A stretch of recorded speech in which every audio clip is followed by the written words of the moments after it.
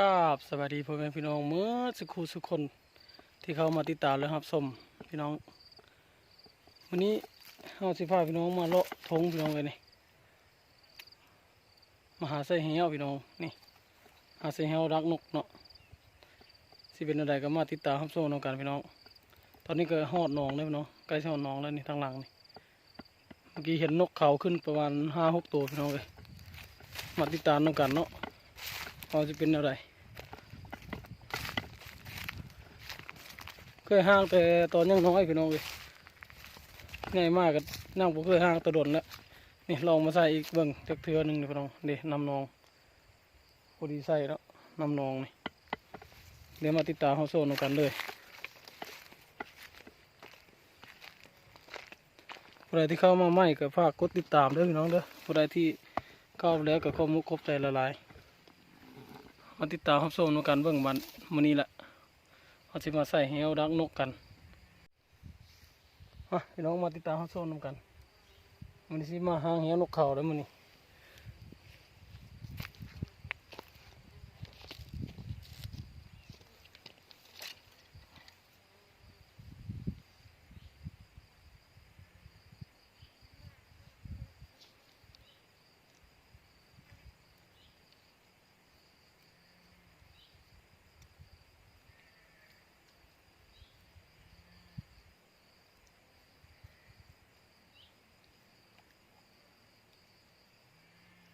น้ำพอดีงามพี่น้องเลย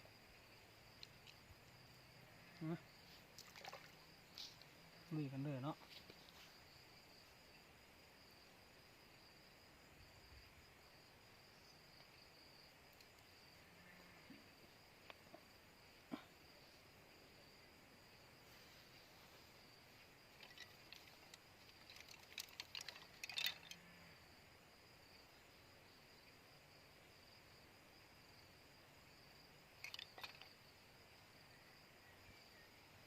จะห้างเบิ่งเรียบเบิ่งหนองมันสิหมดจากหลังพี่น้อง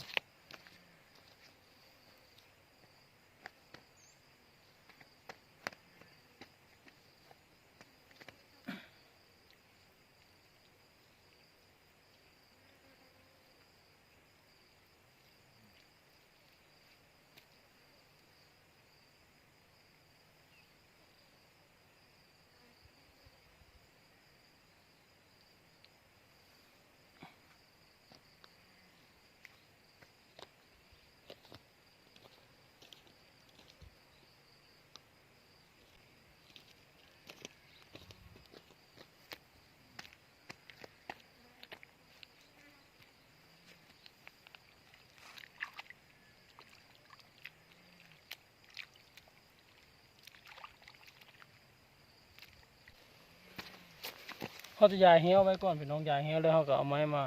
ชักลักออมหนองเนาะพี่น้องเนาะเดี๋ยวมาติดตามน้องกัน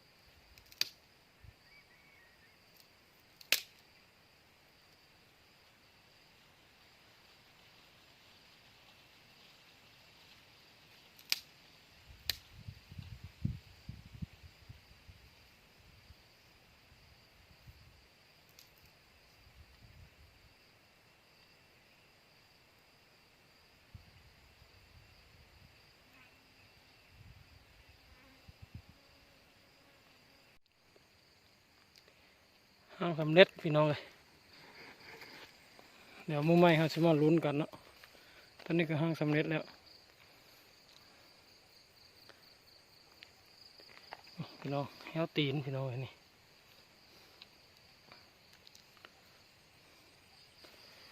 แห้วทักนกเขาพี่น้องนี่